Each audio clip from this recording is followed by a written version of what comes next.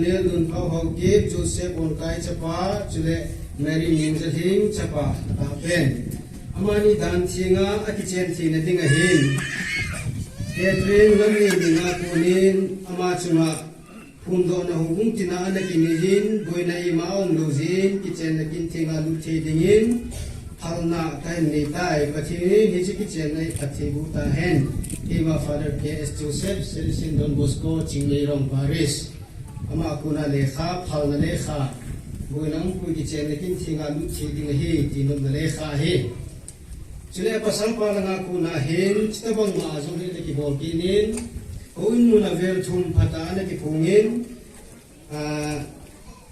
det gugat ha nasom rin akad, kung saan nila som nila niyahin, kadbi huwi na anak kipungin, o kung lang kaiban, aba na det som letum ata na som lekat saan nila som nila niyahin, kadbi huwi na anak kipungkinin, aba na det som ni, ata som lekat saan nila som nila niyahin, kadbi huwi na anak kipungkinin. Koi tabang sinum herwa le complain bonum tiale kha sesialni umai tiale ki pungai jin ichang complain lu kha na hen tule hen gulang ganel lun pau ama hito numa Catherine lamning ning ama ni he tuni ki chenakin thinga ama ni chuma sesialna hoilang jong le khosung ven sung lang hung sung lang loi le guli pi jong le Sisiang na imaong pui, kitchen na kintinga ama ni hilut tiding na hiti gimain kain pungdoin. Chito ko machun, tuni kintingi to video, Reverend Father Philip Mangboy, Paris Priest Saint Vincent Pangmun. Ama itu na kinting lo pita ito tidi ziwin, ito tidi ziwin. Paris Priest talagin dong amazong lim na kanin, chile ipatuyong amazong kasihin. Sila BP Hozo siya di head team dinu iyo Paris Priest pahe hospitalized in Guwahati operation din la kijen aje tuna amahung thedowe sila tuna team panjong ni head pedimun chuting le hong ko mi pijo senjong itaw na ba jong igel go din wa ama adinga nge na kain ne so bideni isi howina hi miyo sele hogum gam kai tu maya pakain naking ay lut na hon Mahal anamdana asudat na dinga kung nahihan na hi. Hisayin, naking aylod na hamju hat taybuhan. Tuy sob na natsanhan atju patinin nasuting na itay. Kitse na sakramen hin. Pakay wang na hinbuhan henlang katlakat ingaylut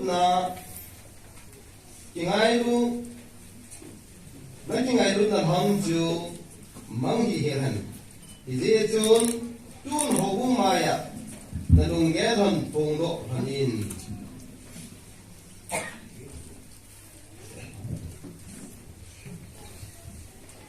Daniel le Catherine nang mani idei le kingai lungjuya lung chom nei lo hela ki chen dinga hu nei tham ni nam nei ko lum ke dona nei ki ngai lu thana nu le pa a nei ki da thana no bom ding ham na ding ham na za de ham pathen pe a hi dia na sang thana Krista le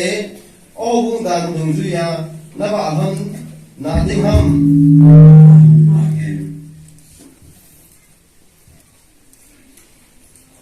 Kisending lung la gel ham ahi ze in tu na kut det lam dal bom ham lang pathen le obung maya na kitit ham pungdo hamin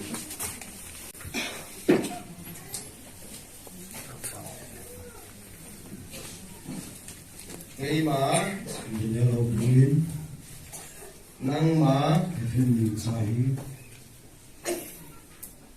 kajin kasangi wang katu henlang wang situ henlang sule nalasat tu henlang mito elbayong le kaji ahitin nâu mồm bị dính na nghe in cái tê mày chú lệ thì nan ai khen mà sang sẽ hoàn đến nang ai lu jing ing ting na za jing na nghe in nang cái tê mày cái mà training cha in nang mà Daniel how we nang hi cái gì cái sang nghe azin asani vang phát to hen lăng wang patu hanan vang sit to in lăng wang sit to in lang chú lệ chule nên là sit to in lăng na le sat to in lang mit cho el bai yang le chun mi cho advisor le chu cái gì hi tin kasi ahi tin nâu mồm bị dính na nghe tin na bom pi sinang i tin cái tê mày pakiti me chú lệ chule thì nan ai khen mà sang sẽ hoàn đến tina le ken sam si hanin nang ai lu jing ing ting nangai lu sing ting na za jing na nghe tin giống na za sinang i tin song cái tê mày pakiti me tu na cái tê na lon hậu mai na phun hon ai tai có cái na cái tê na lon su dat hen lang phát thầy bộ hen su dat phát thiên giang gốc sa chú bồi man sự cần hi hen amen hon cút diem tên hi phát thầy bộ hen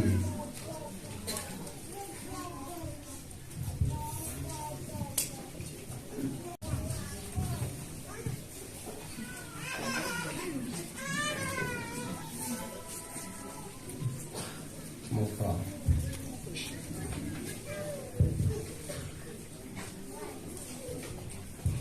cái mà đi chơi cút diem hi cái mà nắng mà có ngày lụt nè lê nắng mà ngà cái bề dinh nè dinh mel chi na cái bù pi nè hi apa acha chula hagau theng minin sangin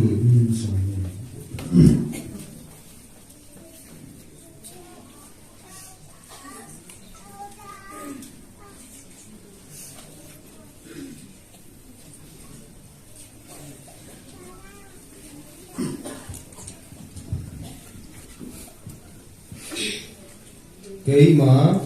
ke training cha in thì chơi cút diem hi chi ko sem hi cái mà nắng mà kai ma nang ma có ngày lụt nè lê ngai lu ne le nắng mà ngà nang ma anga cái bề dinh nè ding ka be sin na ding mel chi na el chi na a cái bù pi nè hi ka tu pi na hi apa acha chula hagau theng apa cha chule about thi minin sangin minin sani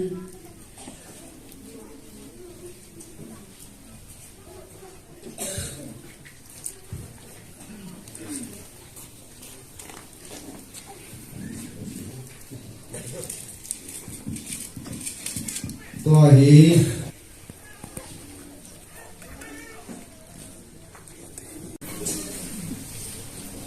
tu bi bilang ngang do pakai tiu tu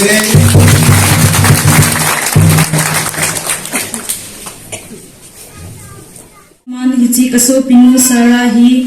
noksa ading daisy a hi lova lungthing siala ka kisan zo a hi kate ka voi changi hana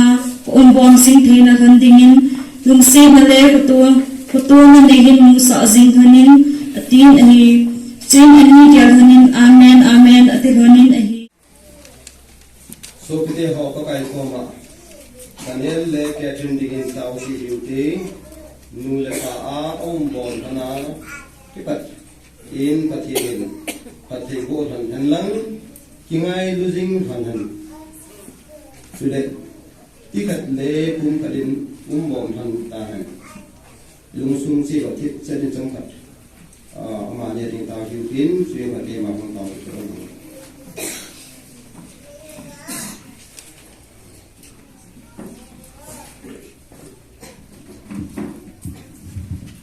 tau pathin nang ma lein sim ni hi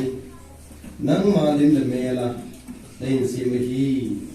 le numei le pasalin jong le hin simin nu le pa a lung khal le khakata atok thana lei sira atok ding han aburing sera aburin sa han ding chu nang ma hin go sa hi pa numei le pasal ki ngai lut na a ki bok hi nang ma le na ho bung mi te ki ngai lut na ga sa na jong hi chu le Christian nu le pa Christian nu le pa ki chen jong hi Jesu Christa le a ho bung fu ro ki ngai lut na le ti khat pum khat a hi mel chi na jong hi e pa na ko thangin lang a cha te ni hi Daniel le Catherine Pathei bu in pakai hichi ki gop na thinga aum bom than a panin nang ma ngai lut na to cheng bom than han lang midang zo sin nang ma ama ni to na chen bom than jong mu hen in sung tha khat asim pat asim a pat han hin ko in ki tho pim the gospel dan dung ju ya chong ding le nang ma in sung mi te jing ding sa te jong hing hanan na chanu Catherine Pathei bu in nu mai pata le mi nu pata i han in sunga han thim han ain nei tu ngai lu jing han ain nei tu ngai lu jing han lang ama anga blessing han nachapa Daniel Pathei bu in pasal phata le mi pa phata hi han chule ain nei pi anga blessing han tu nya nang ma mai cha ma ahung bom than bangin nikhat ni ting le ban gama nang ma an pung kom phan katau nau hi kapakai su samina Jesus tamin sangin. Amen.